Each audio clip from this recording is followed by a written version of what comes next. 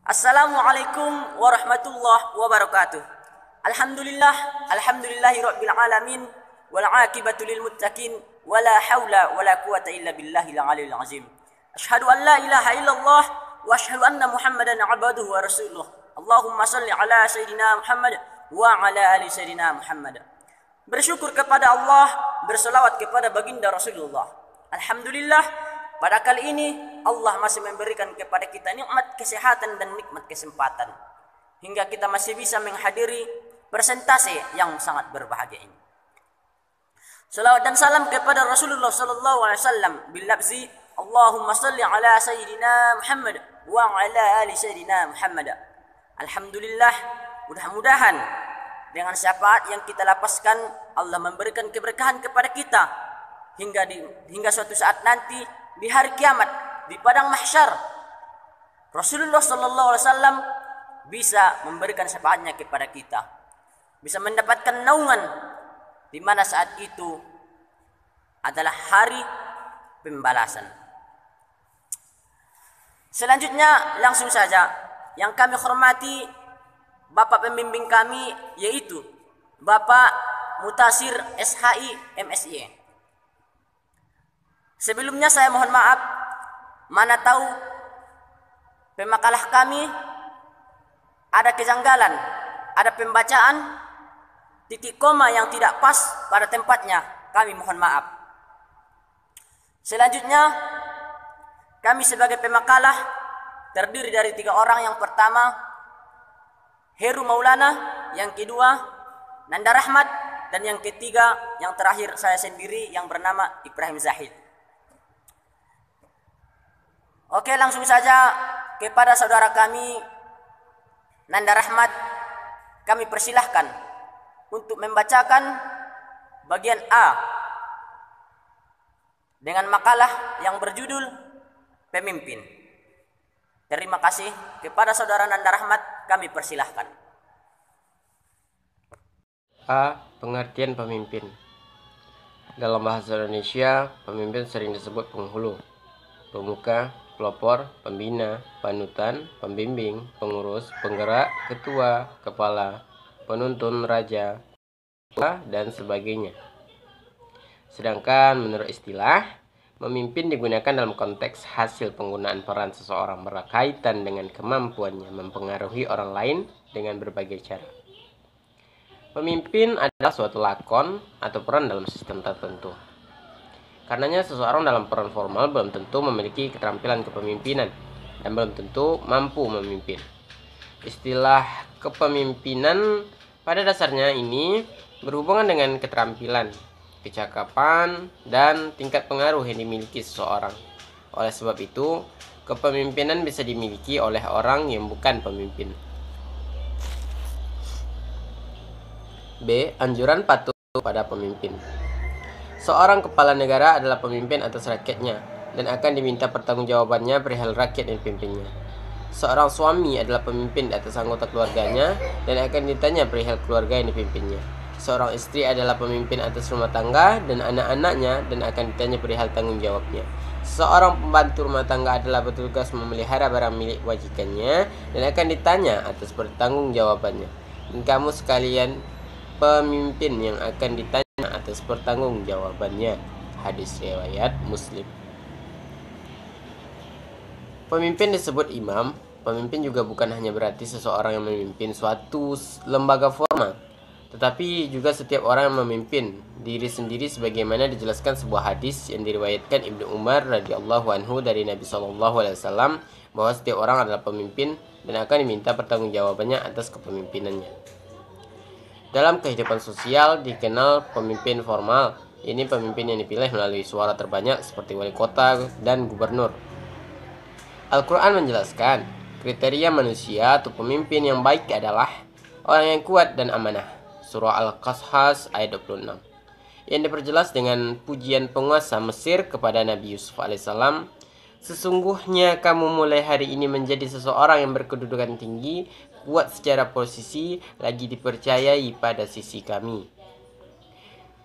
Pemimpin dianggap sebagai orang kuat, berilmu, amanah, dan bertanggung jawab kepada orang-orang yang dipimpinnya. maka tidak ada pilihan lain bagi orang-orang yang dipimpinnya kecuali mentaati segala yang diperintahkan atau dianjurkannya.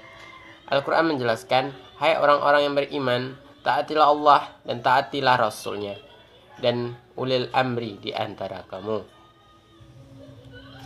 Dalam ayat ini Allah menjadikan ketaatan kepada pemimpin pada urutan ketiga setelah ketaatan pada Allah dan Rasulnya.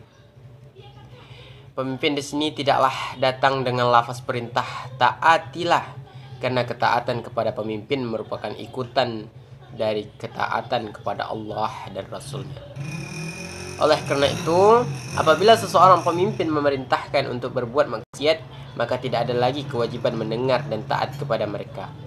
Rasulullah Shallallahu Alaihi Wasallam bersabda, tidak ada kewajiban taat dalam rangka bermaksiat kepada Allah. Ketaatan hanyalah dalam perkara yang ma'ruf atau bukan maksiat. Akhlak terhadap pemimpin. 1. Mendoakan pemimpin. Imam Al-Barahari berkata, jika engkau melihat seorang mendoakan kejelekan bagi penguasa, maka ia adalah pengikut hawa nafsu. Dan bila engkau melihat seseorang mendoakan kebaikan bagi penguasa, maka ketahuilah bahwa ia adalah pengikut sunnah. Imam Ahmad mengatakan, saya selalu mendoakan penguasa siang dan malam agar saya senantiasa diberikan kelurusan dan taufik, karena saya menganggap itu suatu kewajiban. 2. Menghormati dan memuliakannya. Rasulullah Shallallahu Alaihi Wasallam bersabda, penguasa adalah naungan Allah di bumi. Barang siapa yang memuliakannya, maka Allah akan memuliakan orang itu. Dan barang siapa yang menghinakannya, maka Allah akan menghinakan orang tersebut. Sal bin Abdullah At-Tusturi berkata, senantiasa manusia dalam kebaikan selama mereka memuliakan penguasa dan ulama. Karena jika dua orang ini dimuliakan, maka akan baik dunia dan akhirat mereka. Dan jika keduanya diremehkan, maka akan rusak dunia dan akhirat mereka. Taus mengatakan, termasuk sunnah memuliakan 4 orang. Orang alim, orang yang sudah tua, penguasa, dan kedua orang tua.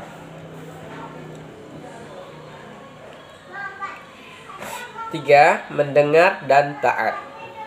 Perintah untuk menaati pemimpin sangat banyak, sekalipun pemimpin tersebut sewenang-wenang. Di antaranya hadis Abdullah bin Umar bahwa Rasulullah Shallallahu Alaihi Wasallam bersabda, wajib bagi seorang muslim untuk mendengar dan taat tak kala senang maupun benci. Jika disuruh kepada maksiat, maka tidak boleh mendengar dan taat. Umar bin Khattab mengatakan, tidak ada Islam kecuali dengan jamaah, tidak ada jamaah kecuali dengan pemimpin, dan tidak ada pemimpin kecuali harus ditaati. 4. Hati dan meluruskan pemimpin dengan rahasia. Etika ini hendaknya diperhatikan bagi yang ingin menasihati pemimpin, sebagaimana Rasulullah bersabda, barang siapa yang ingin menasihati pemimpin, maka janganlah ia memulai dengan terang-terangan, namun hendaknya ia ambil tangannya, kemudian bicara 4 mata. Jika diterima, maka itulah yang diharapkan. Jika tidak, maka ia telah melaksanakan kewajibannya. Imam Malik merupakan kewajiban bagi seorang muslim yang telah diberikan ilmu oleh Allah dan pemahaman untuk menemui penguasa, menyuruh mereka dengan kebaikan, mencegahnya dari kemungkaran, dan menasihatinya, sebab seorang alim menemui penguasa hanya untuk menasihatinya. Dan jika itu telah dilakukan, maka termasuk keutamaan di atas keutamaan. Tapi janganlah ia menceritakan kepada khalayak bahwa ia telah menasihati pemimpin, karena itu termasuk ciri-ciri ria dan lemahnya. 5. Membantunya. Rakyat wajib membantu pemimpinnya dalam kebaikan, sekalipun haknya dikurangi, karena menolongnya akan membuat agama dan kaum muslimin menjadi kuat, lebih-lebih kalau ada sebagian rakyat yang ingin meneror dan memberontak kepadanya. Rasulullah bersabda, barang siapa yang mendatangi kalian ingin mematahkan kekuatan kalian atau memecah belah kalian, sedangkan kalian mempunyai pemimpin, maka bunuhlah. 6. Banyak beristighfar tak kala diberikan pemimpin tidak baik. Ketahuilah bahwa urusan kekuasaan, kedudukan, dan kerajaan adalah milik Allah. Allah juga menyebutkan bahwa keadaan rakyat itulah yang menentukan siapa pemimpin mereka. Dia subhanahu wa ta'ala berfirman yang artinya, dan Allah telah berjanji kepada orang-orang yang beriman di antara kamu dan mengerjakan amal-amal yang solih, bahwa Dia sungguh-sungguh akan menjadikan mereka berkuasa di muka bumi sebagaimana Dia telah menjadikan orang-orang sebelum mereka berkuasa. Rahasia dari semua itu bahwa baik atau tidaknya pemimpin tergantung sejauh mana rakyatnya berpegang kepada syariat Islam. Muhammad Haqqi menjelaskan dalam tafsirnya, jika kalian adalah ahli ketaatan, maka kalian akan dipimpin oleh orang yang penuh rahmat. Jika kalian adalah ahli maksiat, orang yang suka menindas. Kondisi rakyat yang rusak, agama dan akalnya sangat terpengaruh kepada keadaan penguasanya. Ubadah bin Samit radhiyallahu anhu berkata, Rasulullah sallallahu alaihi wasallam keluar untuk memberitahukan orang-orang tentang Lailatul Qadar. Kemudian ada dua muslim bertengkar. Nabi bersabda, saya keluar untuk memberitahukan tentang Lailatul Qadar. Kemudian si fulan dan fulan bertengkar, dan ilmu tentang itu sudah diangkat, dan bisa jadi itu baik bagi kalian. Hadis riwayat Al-Bukhari. Dari seseorang yang pernah ikut sholat subuh bersama Rasulullah, lalu beliau ragu-ragu pada suatu ayat. Setelah salam beliau bersabda, sesungguhnya telah dirancukan kepadaku Al-Quran, karena ada beberapa orang di antara kalian yang ikut sholat bersama kita tidak menyempurnakan wudunya. Dihasankan oleh Albani dalam Sahih At-Targhib. Perhatikan bagaimana Nabi dilupakan oleh Allah Subhanahu wa ta'ala sangat agung, yaitu tentang Lailatul Qadar, gara-gara ada sahabat walaupun kacau bacaannya sebab makmumnya ada yang tidak menyempurnakan wudu. Bagaimana lagi jika rakyatnya akidahnya rusak? D. Adab atau etika mengkritisi pemimpin. Negara kita merupakan negara yang besar yang berlandaskan kepada Pancasila dan Undang-Undang Dasar 1945. Kita yang ingin menyampaikan sesuatu atau mengkritik kepada pemimpin, tetaplah menjunjung etika dan sopan santun. Metode penyampaiannya pun tidak mesti dengan demonstrasi yang tidak sedikit mudaratnya, baik yang melakukan aksi maupun dapat merugikan masyarakat pada umumnya. Nasihat tersebut bisa disampaikan melalui perwakilan masyarakat, contohnya seperti anggota DPR, MPR, dan DPD, atau para ulama, ustadz yang paham dengan agama. Indikator ini agar pemimpin kita mudah mendengar nasihat, merasa tetap dihargai, dihormati, tanpa merasa dirinya dipermalukan, dilecehkan, atau harga dirinya ditiadakan. Kalau hal tersebut telah dilakukan dan penguasa pun tetap tidak mendengar nasihat kita, maka tetap perlu dan harus bersabar. Islam pun telah menggariskan dan memperingatkan umatnya lewat pesan baginda Nabi dalam banyak riwayat tentang hal tersebut. Telah diriwayatkan oleh Ibnu Abbas dari Rasulullah SAW bahwa barang siapa yang tidak menyukai sesuatu dari amir atau pemimpinnya, maka hendaklah bersabar. Tidaklah seseorang yang keluar dari sultan atau penguasa yang sejengkal saja lalu dia mati, kecuali ia mati seperti kematian jahiliyah.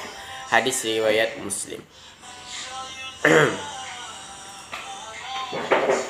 Menanggapi fenomena ini, salah seorang dari imam 4 mazhab dalam Islam, Imam Ahmad menegaskan, barang siapa memberontak imam kaum muslimin padahal umat telah bersatu di bawahnya dan mengakui kekhalifahannya baik dengan kerelaan maupun dengan kekuatan, maka ia telah memecah belah kesatuan umat Islam dan menyalahi hadis-hadis Rasulullah SAW. Kalau ia mati, maka ia mati dengan kematian jahiliyah. Tidak halal bagi seseorang pun memerangi dan menyerang sultan atau penguasa. Barang siapa melakukannya, maka ia adalah pelaku bid'ah, penyimpang dari sunnah dan jalannya. Demikian, Islam memandang pentingnya menghormati seorang pemimpin. Namun, Bagi pemimpin yang zalim terhadap rakyatnya, tetap jalan terbaik adalah bersabar. Akan tetapi bersabar di sini bukan berarti ridho dengan kezaliman yang dilakukan. Sekalipun ia adalah seorang pemimpin, khalifah atau imam, ia juga berhak mendapatkan nasihat dan peringatan dari rakyatnya. Namun, sekali lagi, kesabaran terhadap kerusakan, kemaksiatan, kezaliman yang dilakukan seorang pemimpin bukanlah berarti orang tersebut berdiam diri, menunggu dengan pasif sambil berharap akan adanya perubahan tanpa melakukan suatu upaya perubahan. Tapi, upaya perubahan itu dilakukan dengan langkah bijak, tidak mengakibatkan kerusakan yang lebih besar seperti demonstrasi yang justru lebih banyak mudaratnya, merugikan masyarakat, serta pengerusakan terhadap fasilitas umum.